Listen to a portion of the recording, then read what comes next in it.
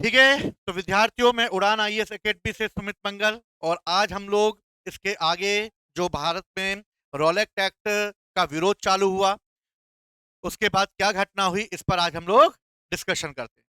देखो, पहली चीज, भारत में रॉलेट एक्ट का विरोध करते हुए एक बहुत बड़ी घटना हो गई जिसे हम जलियांवाला बाग कांड के नाम से जानते हैं, जिसमें कई भारतीयों को जो है निर्मम हत्या कर दी गई। भारतीयों की हत्या कर देने के बाद अंग्रेजों ने फर्स्ट वर्ल्ड वॉर में सेवर्स की संधि के द्वारा खिलाफत एक मूवमेंट चालू हुआ, जिसको कि खलीफा के पद को समाप्त कर दिया गया। और इस तरह गांधी जी को समझ में आ गया कि जलियांवाला बाग और खिलाफत आंदोलन को अगर आधार बनाते हुए एक बड़ा आंदोलन भारत में छेड़ दिया जाए तो अंग्रेजों की जड़ें हिल जाएंगी, क्योंकि फर्स्ट वर्ल्ड वॉर में वो थके हुए हैं। इसके अलावा हिंदू और मुसलमान दोनों उनके विरोधी हो चुके हैं। हिंदू जलियांवाला बाग कांड से दुखी हैं और मुसलमान खिलाफत आंदोलन की वजह से दुखी हैं। अगर दोनों एक साथ एक ही मंच पर आकर अंग्रेजों का विरोध करें तो अंग्रेजों को भारत छोड़कर जाना पड़ेगा। और इसीलिए गांधी जी ने एक आंदोलन चलाने का निर्णय लिया और उस आंदोलन को कहते हैं असहयोग आंदोलन, यानी कि नॉन कॉरपोरेशन मूवमेंट।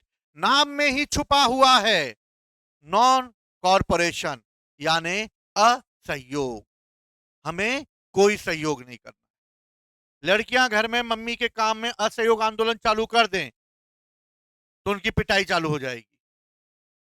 अंग्रेज भी हमारी पिटाई चालू कर दें। ठीक।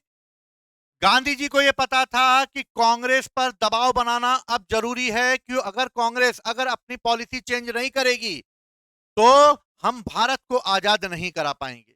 इसलिए कांग्रेस को अपनी पॉलिसी में चेंजेस करना होगा और पूरे भारत में एक ऐसा आंदोलन खड़ा करना होगा जो कि अंग्रेजों की जड़ों को हिला दे। और इसके लिए उन्होंने जलियांवाला बाग में अंग्रेजों के द्वारा की गई गलती, खिलाफतों आंदोलन जिसमें खलीफा के पद को समाप्त करते हुए मुसलमानों के धार्मिक मामलों को ठेस पहुंचाया, और स्वराज के मुद्दे पर हमें असहयोग आंदोलन चालू कर देना चाहिए। 1 अगस्त 1920 को असहयोग आंदोलन प्रारंभ होगा। याद रखना, किस डेट को प्रारंभ होगा? 1 अगस्त 1920 को। 1 अगस्त 1920 को जैसी असहयोग आंदोलन प्रारंभ होगा, उसी दिन भारत के एक प्रतिष्ठित व्यक्ति लोकमान्य बाल गंगाधर तिलक की मृत्यु हो जाएगी। तो याद रखना, क्वेश्चन आता है कि भारत का ऐसा कौन सा आंदोलन था जिस दिन लोकमान्य तिलक की मृत्यु हो गई? असहयोग आंदोलन। और 1 अगस्त 1920 को जैसी असहयोग आंदोलन प्रारंभ हुआ, 1 अगस्त को ही दुर्भाग्यपूर्ण सुबह सुबह सूचना मिली कि बाल गंगाधर तिलक नहीं रहे। बाल गंगाधर तिलक कांग्रेस के वरिष्ठ नेताओं में थे, लोगों के मन में उनके प्रति बहुत आस्था थी। इसलिए असहयोग आंदोलन का प्रारंभ बाल गंगाधर तिलक की मृत्यु के निधन से दुखी लोगों के साथ ही इस आंदोलन को भी प्रारंभ किया गया, क्योंकि पूरी तैयारी हो चुकी थी। अब आंदोलन को स्थगित नहीं किया जा सकता था। लोकमान्य तिलक की मृत्यु होने पर इस आंदोलन को चालू करना ही अब अंतिम निर्णय था। आंदोलन प्रारंभ हुआ। सितंबर 1920 में असहयोग आंदोलन में अपने कार्यक्रम पर विचार करने के लिए कांग्रेस ने कलकत्ता में एक सेशन बुलाया। 1917 का एक सेशन बुलाया गया और इस सेशन की अध्यक्षता, ठीक है, की गई। और सी आर दास ने यहां एक प्रस्ताव पारित किया और सी आर दास ने कहा असहयोग आंदोलन को अब तुरंत चालू करना चाहिए। सी आर दास ने विधान परिषद के बहिष्कार के मुद्दे को, क्योंकि असहयोग का मतलब है किसी में भी सहयोग नहीं करना। याद रखना, सी आर दास यानी चित्तरंजन दास ये चाहते थे कि विधान परिषदों में, यानी कि वो लेजिस्लेटिव काउंसिल में, यानी विधान परिषद के बहिष्कार को असहयोग आंदोलन में शामिल करने के विरोधी थे। सी आर दास ने क्या कहा कि कांग्रेस को जो विरोध करना है वो सब करे, पर लेजिस्लेटिव काउंसिल का विरोध ना करे। लेजिस्लेटिव काउंसिल यानी कि विधान परिषद एक प्रकार के सरकार के द्वारा बनाई गई वो परिषद है जिसमें भारतीयों को चुना जाता है, और वो भारतीय जो चुनकर इसमें आते हैं वो अंग्रेजों के द्वारा दिए गए कुछ अधिकारों का पालन करते हुए वहां का एडमिनिस्ट्रेशन या प्रशासन चलाते हैं। एक प्रकार के नेता हैं जो विधान परिषद में आएंगे, जैसे हमारी राज्यसभा लोकसभा होती है, ठीक है। ऐसे सीआर दास ये चाहते थे कि इस लेजिस्लेटिव असेंबली का विरोध ना किया जाए, बाकी कांग्रेस सबका विरोध करे। सुरेंद्र नाथ बनर्जी, मदन मोहन मालवीय,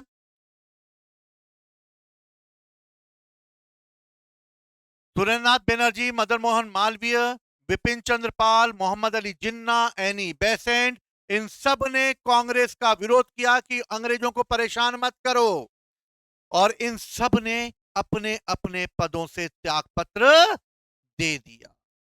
तो याद रखना, असहयोग आंदोलन में कौन कौन कांग्रेस को छोड़ देगा? सुरेंद्रनाथ बनर्जी छोड़ देंगे, मदन मोहन मालवीय छोड़ देंगे, विपिन चंद्र पाल छोड़ देंगे, मोहम्मद अली जिन्ना कांग्रेस को छोड़ देंगे, अब वो मुस्लिम लीग में चले जाएंगे, और एनी बेसेंट भी कांग्रेस के इस प्रस्ताव का विरोध करेगी। कौन प्रस्ताव लेकर आया था? सीआर दास लाए थे, पर सीआर दास बहिष्कार के सभी मुद्दों पर तैयार थे, सिर्फ विधान परिषद के मुद्दे पर वो विरोध कर रहे थे। लेकिन जिन्ना और एनी बेसेंट जो बड़े नेता थे कांग्रेस के, इन सब ने इससे त्यागपत्र दे दिया, और ये असहयोग आंदोलन में शामिल नहीं होंगे। समझ गए बात को? असहयोग आंदोलन में ये नेता शामिल नहीं होंगे। अब क्या होगा असहयोग आंदोलन में? गांधी जी ने बोला भैया आंदोलन तो करना होगा, चाहे कोई माने चाहे कोई ना माने। खिलाफत आंदोलन के नेता अली बंधुओं ने समर्थन कर दिया मुसलमानों की तरफ से कि मुस्लिम इस आंदोलन में भाग लेंगे। बोले जिन्ना चला गया तो क्या होता है, अली तो हैं, अली भाग लेंगे। मोतीलाल नेहरू ने बोला मेरा समर्थन भी इसके साथ है, चाहे विपिन चंद्र पाल, सुरेंद्रनाथ बनर्जी साथ ना दें, लेकिन मोतीलाल नेहरू साथ देंगे, क्योंकि मोतीलाल नेहरू जवाहरलाल नेहरू जी के पिताजी थे और वरिष्ठ कांग्रेस नेता थे इस समय। तो मोतीलाल नेहरू और अली बंधुओं के समर्थन से यह प्रस्ताव पारित हो जाएगा। तो क्वेश्चन आएगा किसके प्रयासों से प्रस्ताव पारित होगा? क्योंकि बाकी ये विरोध कर रहे हैं, अली बंधु और मोतीलाल नेहरू के। असहयोग आंदोलन में क्या किया जाएगा? सबसे पहले जो भी सरकारी परिषदें हैं, यानी जितनी भी गवर्नमेंट की काउंसिल है, सबको त्याग दो। इसी का विरोध सीआर दास कर रहे हैं, इसको मत त्यागो, लेकिन सब लोग क्या बोल रहे हैं? इसको त्याग दो। स्कूल चले हम, अब नहीं चलेंगे, स्कूल नहीं जाएंगे। काजल को मम्मी स्कूल भेजेंगी? नहीं भेजेंगी। न्यायालयों का क्या किया जाएगा? बहिष्कार, कोई भी न्यायालय में नहीं जाएगा अपना मुकदमा लेकर। अब हम न्यायालय की कार्रवाई को भी ठप करेंगे। अंग्रेजों ने हमें जो जो चॉकलेटें खिलाई हैं, यानी जो जो हमें उपाधियां दी हैं, जो हमें प्रशस्ति पत्र दिए हैं, उड़ान वाले प्रशस्ति पत्र नहीं, इन वाले प्रशस्ति पत्र, इन सबको लौटा देंगे। क्या करेंगे? लौटा देंगे। विदेशी वस्तुओं का बहिष्कार करेंगे। अब हम उनके द्वारा बनाई गई डेयरी मिल्क नहीं खाएंगे। मतलब उनके द्वारा जो भी वस्तु है, वो शक्कर भी हमें मिला के देते थे, मतलब शक्कर भी बाहर से आती थी, उसी से हमारी मिठाइयां बनती थी, तो वो शक्कर भी, क्योंकि हम लोग तो गुड़ खाते थे, गांव के लोग थे, शक्कर तो इन लोगों ने आदत डलवाई। समझ गए? तो हम विदेशी वस्तुओं का भी क्या करेंगे? बहिष्कार करेंगे। जरूरत पड़ा तो सिविल ओबिडेंस, यानी कि सविनय अवज्ञा आंदोलन चालू करेंगे। सविनय अवज्ञा का मतलब है सिविल डिसोबिडेंस मूवमेंट चालू कर देंगे, यानी हम टैक्स भी पे नहीं करेंगे, जिसमें कर की अदायगी भी शामिल की गई। समझ गए क्या क्या बहिष्कार करना है? ठीक है। महात्मा गांधी जी ने पूरा एक फ्रेमवर्क तैयार कर दिया कि ये करना है, ये नहीं करना है। राम ने बोला कि अगर अंग्रेज हमें थप्पड़ मारे तो पुष्पन ने बोला दूसरे गाल हाजिर कर देना। अब ये नहीं बताया किसका। समझ गए बात को? पुष्पेंद्र ने बोला मेरा ही कर देना। ठीक है। अब गांधी जी ने बोला भैया उपाधियां वापस लौटानी, सबसे पहले मैं अपनी उपाधि वापस लौटाऊंगा। और मुझे कौन सी उपाधि मिली है? केसरे हिंद की उपाधि मिली है। तो याद रखना, जलियांवाला बाग कांड के बाद रविन्द्रनाथ टैगोर नाइट की उपाधि वापस लौटाएंगे और असहयोग आंदोलन में कहते हैं महात्मा गांधी अपनी केसर हिंद की उपाधि वापस लौटाएंगे। क्लियर है? समझ में आई बात? और गांधी जी ने कौन सी उपाधि वापस लौटा दी? केसर हिंद की। और नारा दिया, एक वर्ष में स्वराज का नारा दिया कि एक वर्ष में स्वराज दिला के दिखाऊंगा मैं तुम लोगों को, मेरे द्वारा बताए गए नियमों का पालन करो। पुष्पेंद्र राम आगे चलने लगे जय हिंद करते हुए। ठीक है, असहयोग आंदोलन चलाने लगे।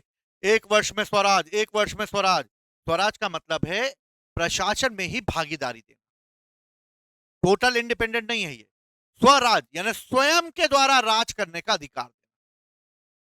लेकिन अंग्रेज टोटल स्वराज, हम मान रहे हैं आंशिक स्वराज स्टार्टिंग में कि हमें एडमिनिस्ट्रेशन में पार्टिसिपेट करें। हम भारतीयों को भी तो शासन चलाने की जिम्मेदारी दो, क्योंकि एक ना तो एक दिन तुम छोड़ के जाओगे ही हमें।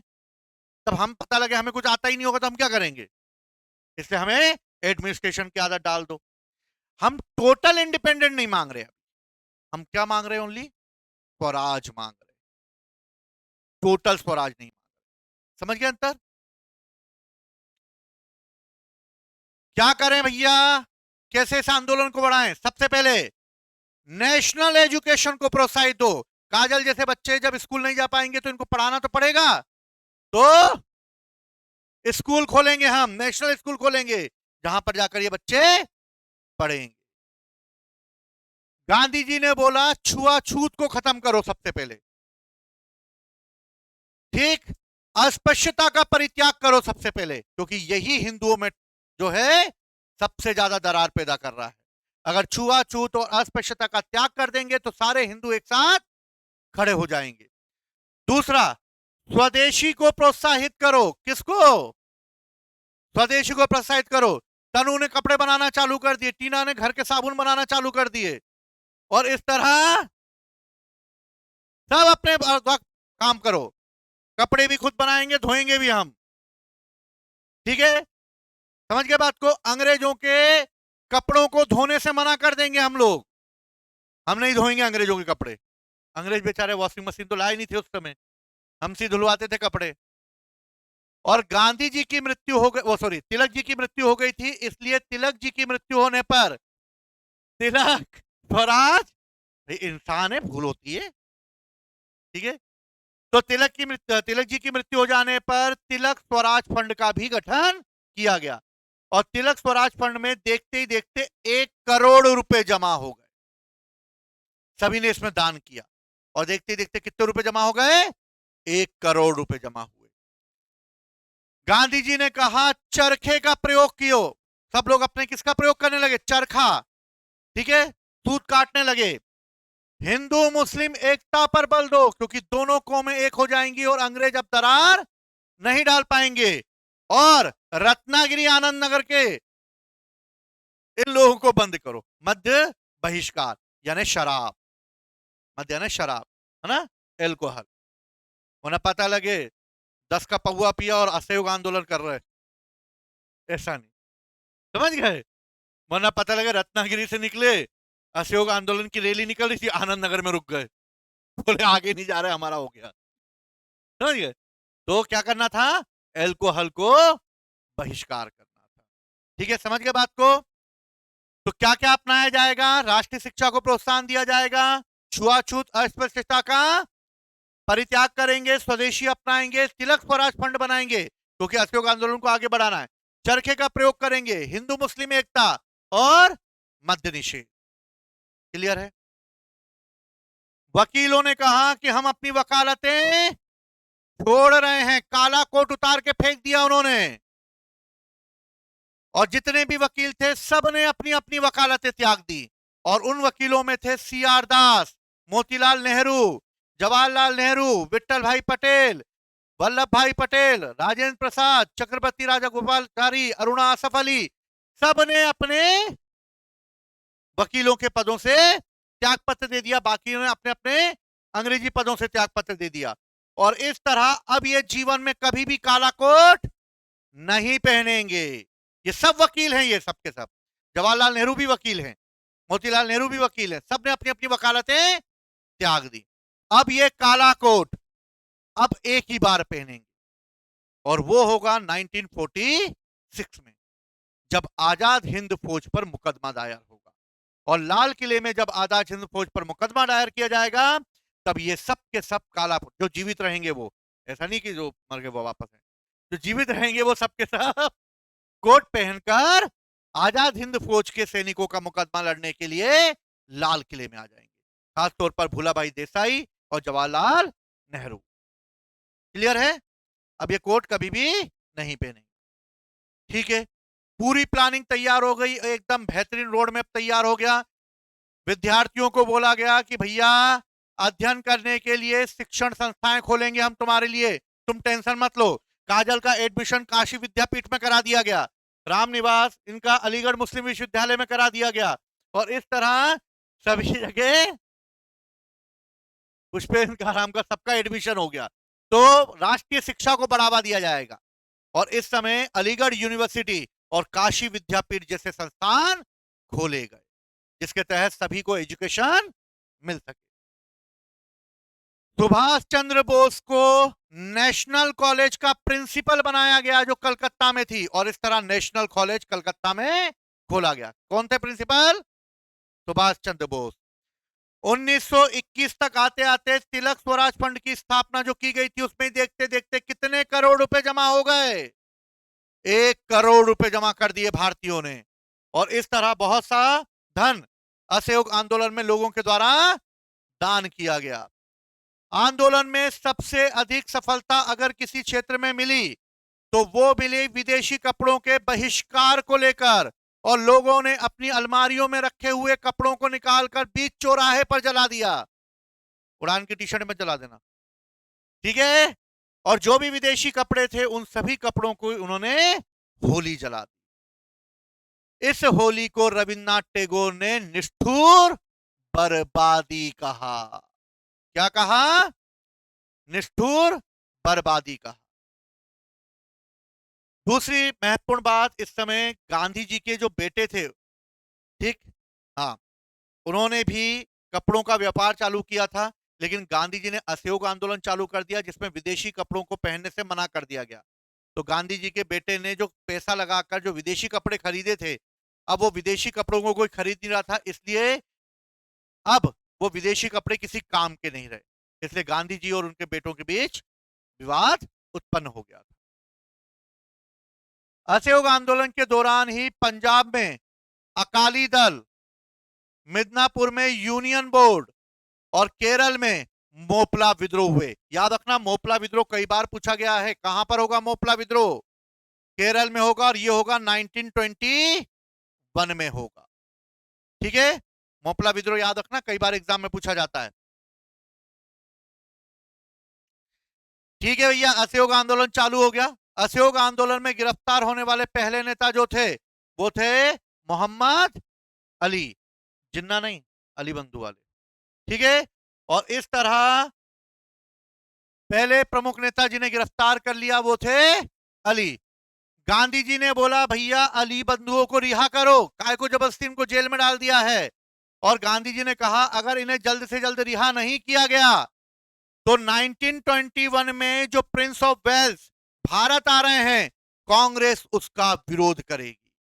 अंग्रेजों को लगा भैया राजकुमार वहां से आ रहा है, हमें दिखाना है कि भारत में हम कैसा शासन कर रहे हैं। इंग्लैंड के राजा महाराजाओं को पता चलना चाहिए कि भैया हमारा शासन बेहतरीन चल रहा है।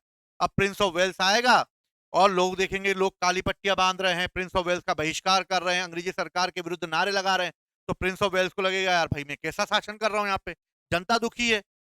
तो अंग्रेज इस समय चाहते थे, जो भारत में शासन कर रहे थे, कि कांग्रेस प्रिंस ऑफ वेल्स का बहिष्कार ना करे। भाई साहब आए, घूमे फिरे और चला जाए, और लगे उसको हाँ एकदम फुल एंजॉय कर रहे हैं। ठीक है, और बेहतरीन, यहां पर भारतीय लोगों को कोई भी परेशानी नहीं है। तो गांधी जी ने बोला अली बंधुओं को रिहा कर रहे कि नहीं कर रहे, कि करूं प्रिंस ऑफ वेल्स का बहिष्कार? समझ गए? या तो हमारे बंधुओं को रिहा कर दो, हम प्रिंस ऑफ वेल्स का बहिष्कार नहीं करेंगे। असहयोग आंदोलन धीरे धीरे बढ़ने लगा और जनवरी 1922 में गांधी जी ने घोषणा की कि यदि सरकार नागरिक स्वतंत्रता की बहाली नहीं करता, यानी कि वो लोग जो गिरफ्तार किए गए हैं अगर उनको रिहा नहीं करता, यदि उन्हें स्वतंत्रता की बहाली नहीं देता है, तो राजनीतिक बंधुओं को, यानी कि रिहाई, यानी कि जो पकड़े गए हैं, मान लो कि लोगों को पकड़ के जेल में डाल दिया गया असहयोग आंदोलन को के दौरान, तो गांधी जी ने बोला भैया प्रिंस ऑफ वेल्स का बहिष्कार कर दूंगा मैं अगर तुमने राजनीतिक बंदियों को रिहा नहीं किया, और अगर ऐसा नहीं हुआ तो मैं इससे भी बड़ा एक आंदोलन छेड़ दूंगा, फिर सिविल डिसोबीडेंट मूवमेंट। और यदि असहयोग आंदोलन से बड़ा आंदोलन चाहिए तो बताओ, मैं तैयार हूं अभी। मार्केट एकदम गर्म है मेरा अभी, और पूरे भारत के लोग मेरे साथ खड़े हुए हैं असहयोग आंदोलन में। अगर जल्दी से जल्दी मेरे लोगों को रिहा नहीं किया गया जेल से, तो प्रिंस ऑफ वेल्स के सामने तो मैं विरोध करूंगा ही करूंगा। दूसरा, मैं उससे भी बड़ा एक आंदोलन खड़ा कर दूंगा जिससे सरकार हिल जाएगी। गांधी जी फुल मोड में थे आज बात कि आर या पार की लड़ाई लड़ूंगा अब तो मैं। अब तो अंग्रेज रिहा होंगे, मतलब जाएंगे यहां से, और भारत आजाद होके ही रहेगा। लेकिन तभी 5 फरवरी 1922 को एक घटना हो गई जिसको कहा जाता है चोरा चोरी कांड। याद रखना, असहयोग आंदोलन में होगा चोरा चोरी कांड। किसमें होगा, कब होगा? 5 फरवरी 1922 को। हुआ क्या चोरा चोरी कांड में? सबने बचपन में सुना होगा। तो चोरी वोरी नहीं की गई इसमें, है ना? इसका नाम है चोरी चोरा, है ना? चोरी चोरा कांड। ये यूपी के गोरखपुर जिले में एक गांव है, एक स्थान है। वहां पर असहयोग आंदोलन के कार्यकर्ता अपना जुलूस निकाल रहे थे और राम और पुष्पेंद्र आगे चल रहे थे इसमें, और नारा लग रहा था कि भारत जो है उसे स्वराज दो, अंग्रेजों भारत जो है वो स्वराज की प्राप्ति जल्दी हो, प्रिंस ऑफ वेल्स का बहिष्कार करेंगे, ऐसे नारे लगाते हुए किसान जो है वो अपना जुलूस निकाल रहे थे। चोरा चोरी नामक स्थान पर एक थाना था। उस थाने में कुछ सिपाही थे और उन सिपाहियों ने बोला भैया जुलूस मत निकालो। उन्होंने जुलूस निकालने पर रोक लगाई। तभी इनमें से कुछ लोग उपद्रवी टाइप के लोग थे, मूड खराब था, बीवी से लड़के आए थे, और उन पुलिस वालों ने चला दी गोली। जैसे ही पुलिस वालों ने गोली चलाई तो जो जनता जो जुलूस निकाल रही थी उनके अंदर आक्रोश पैदा हो गया, क्रोध पैदा हो गया, और पूरी की पूरी जुलूस उन सैनिकों के ऊपर कूद गई। अब बेचारे सैनिक 21-20 एक सैनिक थे, 21वां थानेदार था, यानी 21 सैनिक थे टोटल। अब ये पूरे के पूरा जुलूस जो है वो उस सैनिक, जो 20-22 सैनिक थे, उनके ऊपर कूद गया। अब कूद गया तो बेचारे सैनिक भागे, और भाग के जिस थाने के वो सैनिक थे उस थाने में जाकर छुप गए, और उन्होंने अंदर से कुंडी लगा दी। जनता क्रोधित थी, बाहर गोली चल गई थी, एक दो लोगों को गोली लग गई, स्वतंत्रता सेनानियों को गोली लग गई, इन लोगों का दिमाग खराब हुआ। तभी इन लोगों ने आग जलाई और थाने में आग लगा, और थाने में आग लगाकर जो अंदर 21 सिपाही थानेदार सहित जो अंदर बंद थे उन सभी की जलकर मृत्यु हो, और उस जुलूस ने लगभग 21 सिपाहियों को थानेदार सहित उन सबको जिंदा जला दिया। गांधी जी ने स्टार्टिंग में पहली बार ही कहा था कि मुझे इसमें कोई भी काकू की नहीं चाहिए, मुझे इसमें टोटल अहिंसा चाहिए, हिंसा का प्रयोग नहीं चाहिए। अगर किसी ने भी, क्योंकि मैंने स्टार्टिंग में बोला था तुम्हें, अगर अंग्रेज एक गाल पर थप्पड़ मारे तो दूसरा गाल आगे कर देना, अंग्रेजों को थप्पड़ मत मार देना। इन्होंने मार दिया, इन्होंने क्या कर दिया, मार दिया। और जैसे ही चोरा चोरी कांड में इन्होंने जिंदा सिपाहियों को जला दिया, तो इसका जो सूचना थी, वो सूचना की खबर जैसे ही गांधी जी को लगी, गांधी जी बहुत दुखी हो गए। और 2 मिनट के लिए मौन हो गए। और मौन होने के बाद गांधी जी ने कहा कि जो मैं नॉन कॉरपोरेशन मूवमेंट चला रहा हूं उसको मैं अब और अभी से स्थगित करता हूं, क्योंकि वायलेंस मैं पसंद नहीं करूंगा, हिंसा का प्रयोग मैं पसंद नहीं करूंगा। आज एक हिंसा हुई है, कल 2 होंगी, परसों 5 होंगी, और आने वाले समय में ये आंदोलन अहिंसा से हिंसा में तब्दील हो जाएगा। और अगर ये हिंसा से में तब्दील हो गया तो अंग्रेज जो हमें जिस हम मैटर के लिए लड़ रहे हैं और हम जिस तरीके से लड़ रहे हैं वो तरीका सक्सेस नहीं होगा। और इस तरह गांधी जी को जैसे इसके बारे में पता लगा, गांधी जी ने इस आंदोलन को स्थगित कर दिया। 12 फरवरी 1922 को बारदोली में कांग्रेस की कार्य समिति की बैठक बुलाई और कांग्रेस की बैठक में चोरा चोरी कांड को आधार बनाते हुए असहयोग आंदोलन को स्थगित करने का प्रस्ताव पारित कर दिया और इस तरह पास हो गया नॉन कॉरपोरेशन मूवमेंट को समाप्त करने का प्रस्ताव। समझ में आई बात? गांधी जी ने अचानक ये प्रस्ताव पारित कर दिया। राम और पुष्पन जय हिंद के नारे लगाते हुए आगे बढ़ रहे हैं। एकदम सूचना मिली, ओ आंदोलन समाप्त है। भाई सुबह वो बीवी से जल्दी 5 बजे उठ के खाना बनवा के निकले थे आंदोलन के लिए। अब उनको पता लगा कि भैया आंदोलन ही स्थगित हो गया, अब क्या करें। अब जैसे आंदोलन स्थगित हुआ, अब बेचारे इनका जोश वोश जो है वो ठंडा पड़ गया। बैठ गए पीपल के पेड़ के नीचे जाके, बोले क्या करें, ला यार खैनी ला यार, अब तो खैनी खाएं यार, बहुत देर तक खैनी नहीं खाई थी। ठीक, तो असहयोग आंदोलन को समाप्त कर दिया। तो डॉक्टर मुंजे ने बोला गांधी जी को, यार कि गांधी जी यार ये क्या है यार, प्रस्ताव आपने यार स्थगित कर दिया, मैं इस प्रस्ताव को स्वीकार नहीं करता, मैं निंदा प्रस्ताव लाऊंगा आपके। कौन लेकर आए? गांधी जी के विरुद्ध निंदा प्रस्ताव कौन लाए? Doctor Moonje. Subhash Chandra Bose national college के प्रिंसिपल थे, उनको भी पता लगा भैया असहयोग आंदोलन स्थगित हो गया। सुभाष चंद्र बोस ने, गांधी जी ने किया है, पक्का कंफर्म है कि नहीं? बोले हाँ गांधी जी ने किया बारदोली से। बोले क्या बात करो? बोले हाँ। तो सुभाष चंद्र ने बोला कि भैया लाओ यार मेरी बुक इंडियन स्ट्रगल, उसमें लिख दू जरा मैं। तो उन्होंने इंडियन स्ट्रगल, याद रखना किसकी बुक है? सुभाष चंद्र बोस की। लाओ भैया इंडियन स्ट्रगल में लिख दूं मैं कि ऐसे अवसर पर जबकि जनता का हौसला बहुत ऊंचा था, जनता पूरे जोश के साथ आंदोलन में आगे बढ़ रही थी, तब अचानक पीछे लौटने का आदेश दे देना किसी नेशनल यानी राष्ट्रीय संकट से कम नहीं है, ये एक नेशनल क्राइसिस है। ये कोटेशन याद रखना, किसने कहा था? सुभाष चंद्र बोस ने कहा कि भैया क्या कर दिया यार गांधी जी आपने, और उन्होंने इंडियन स्ट्रगल में इसका विरोध किया। इधर से नेहा गांधी जी कर रही, क्या कर दिया गांधी जी, इधर से पीछे तनु भी कर रही गांधी जी गांधी जी। अब सब लोग पीछे कर रहे, पर मुंह पे कोई नहीं बोल रहा गांधी जी। गांधी जी का जलवा ही ऐसा था। अब गांधी जी के पीठ पीछे सब बुराई कर लेते थे, गांधी जी के मुंह पे कोई बुराई नहीं कर पाता था, क्योंकि गांधी जी थे। ठीक है ना?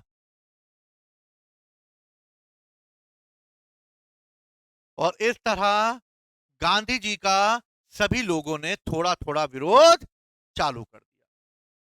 गांधी जी ने थोड़ी बहुत विरोध चालू हुआ, लेकिन विरोध करने के बाद सबने बोल दिया हाँ ठीक है गांधी जी आपने बोल दिया, बात खत्म, अब आप ही आंदोलन नहीं चलाओगे तो हम क्या टिंडा चला लेंगे आंदोलन? सबने बोला गांधी जी ने मना कर दिया मतलब बात खत्म, अब रहने दो भैया, और सभी ने इसको स्वीकार कर लिया। और इस तरह भारत का पहला आंदोलन असहयोग आंदोलन समाप्त हो गया। समझ में आ गया? यह है नॉन कॉरपोरेशन मूवमेंट। समझ में आई बात? गांधी जी ने जैसे ही असहयोग आंदोलन वापस किया, अंग्रेज फिराक में बैठे थे कि आंदोलन समाप्त हो, गांधी जी को लपेटे में ले, और मार्च 1922 को गांधी जी को गिरफ्तार करके अंग्रेजों ने 6 वर्ष की सजा सुना दी कि गांधी जी कहीं पता लगा मूड चेंज हो जाए गांधी जी का, बोले कि चलो एक काम करो ठीक है भूल चुक लेनी देनी, असहयोग आंदोलन वापस से चालू, तो अंग्रेज घबरा जाएंगे। तो उन्होंने बोला एक काम करो सबसे पहले तो जेल में डाल दो इनको, क्योंकि जब जेल में रहेंगे तो फिर ये आम लोगों से नहीं मिलेंगे तो आंदोलन चालू ही नहीं हो पाएगा। इसने तत्काल स्थगित कर दिया। बढ़िया खुशी खुशी हो गए, बीवी के लिए बजरंग डेयरी से 2 किलो मिठाई ले गए अंग्रेज। क्या सहयोग आंदोलन स्थगित हो गया भैया, अब टेंशन नहीं है। तो बीवी ने बोला होगा भैया ठीक है, पहले गांधी जी को जेल में डाल दो, वरना मूड चेंज हुआ वापस चालू कर देंगे वो, ठीक है ना, क्योंकि छोटी सी घटना हुई है चोरा चोरी, लेकिन गांधी जी ने इसको बड़ा माना। और इस तरह गांधी जी को 6 वर्ष की सजा मिल गई। पर गांधी जी भी हमारे स्मार्ट व्यक्ति थे। 2 साल बाद फरवरी 1924 में, क्योंकि गांधी जी जेल में थे, उन्होंने बोला कुछ ना कुछ तो करना पड़ेगा, वरना जेल में 6 साल रहूंगा, आजादी की पूरी बैंड बजा देंगे अंग्रेज मेरी। गांधी जी ने जब जेल में डाला गया तो गांधी जी की तबीयत अचानक खराब होने लगी। और जैसे ही गांधी जी की तबीयत खराब हुई, अंग्रेजों के हाथ पैर कांपने लगे।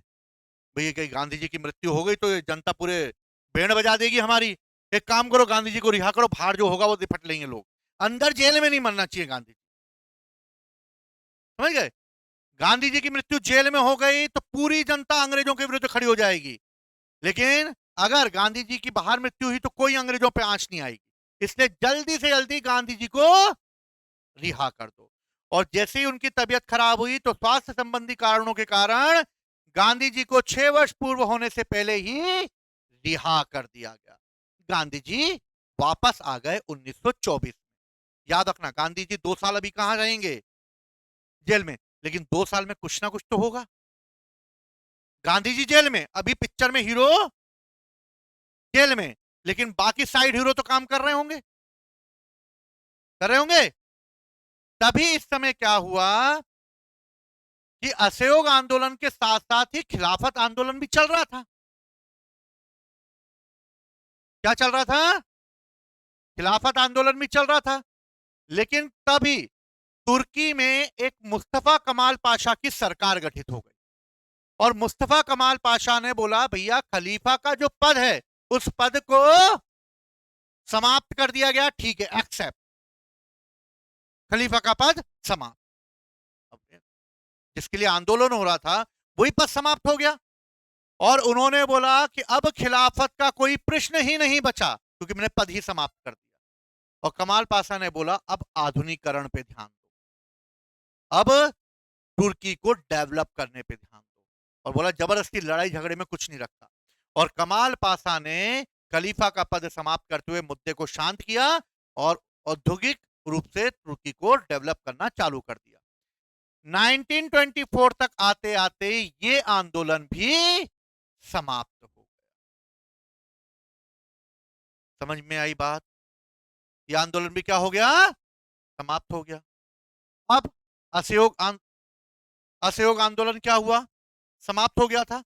और असहयोग आंदोलन समाप्त हो जाने के बाद गांधी जी को तत्काल पकड़ा और गांधी जी को डाल दिया जेल में। अब असहयोग आंदोलन में गांधी जी समाप्त होने के बाद जेल में, लेकिन साइड हीरो तो कुछ कर रहे होंगे, यानी दूसरे भारत की आजादी के लिए कुछ ना कुछ कर रहे होंगे। तो असहयोग आंदोलन के बाद क्या हुआ?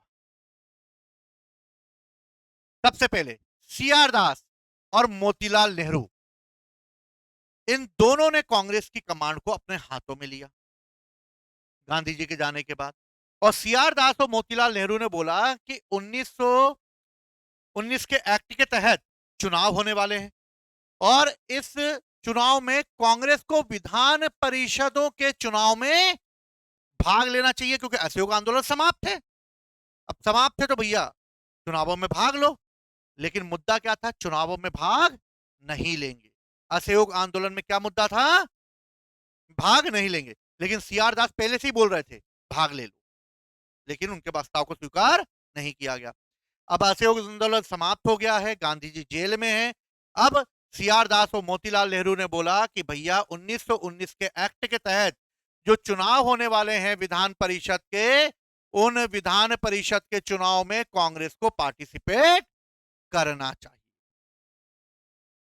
समझ गए? यानी ये मोतीलाल और सीआर दास वाली टेबल है। ये सब के सब बोल रहे भाग लो भाग लो भाग लो।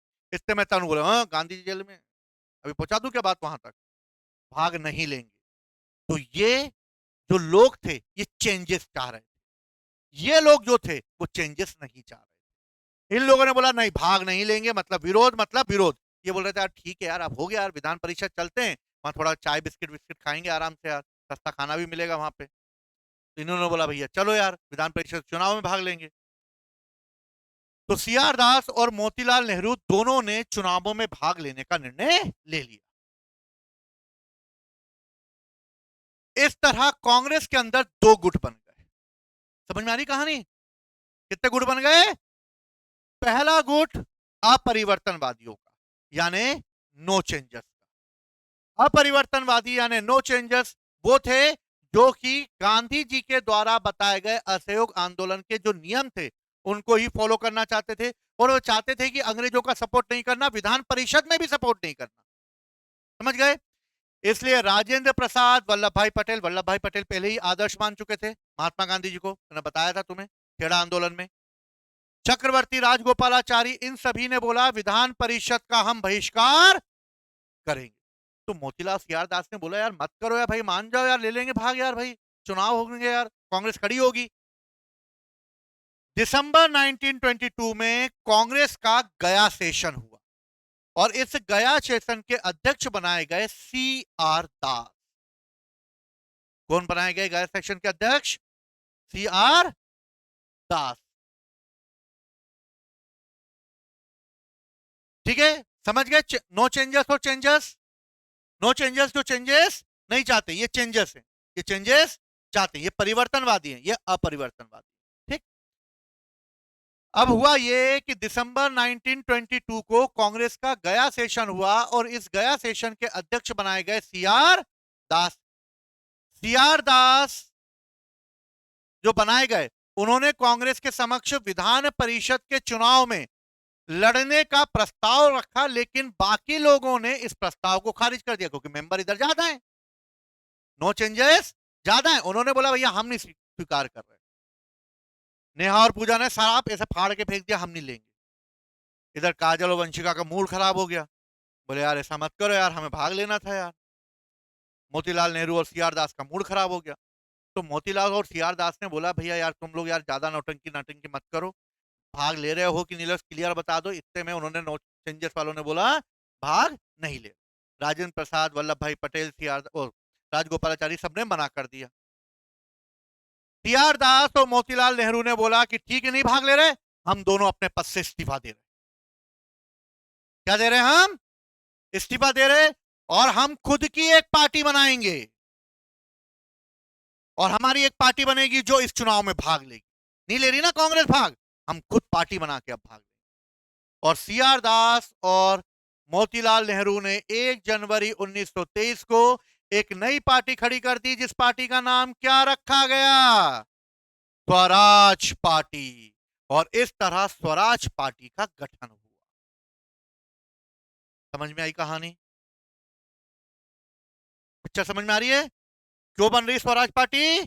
क्योंकि वो 1919 के एक्ट के चुनाव में भाग लेने के लिए सीआर दास और मोतीलाल नेहरू चाहते हैं कि कांग्रेस इसका समर्थन करे, लेकिन कांग्रेस के कई लोगों ने मिलकर इसका समर्थन नहीं किया।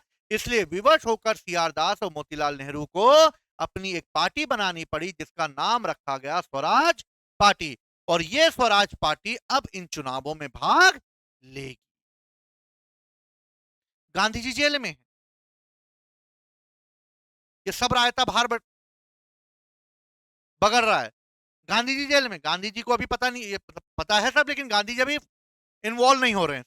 गांधी जी सब जेल में बैठे बैठे सुन रहे हैं कि हाँ ऐसा है, सीआर दास ने ऐसा कर दिया, मोतीलाल ने ऐसा कर दिया, अच्छा राजेंद्र प्रसाद उसके विरुद्ध चले गए, सब वो सुन रहे हैं।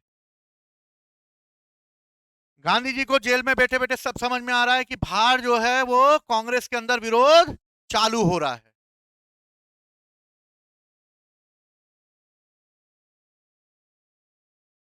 स्वराज पार्टी गठित कर दी गई। समय है कि नहीं है बहुत समय। चलो ठीक है, तो स्वराज पार्टी को हम लोग कल करेंगे। ठीक है तो फिर अगली क्लास में मिलते हैं हम लोग। जय हिंद, जय भारत।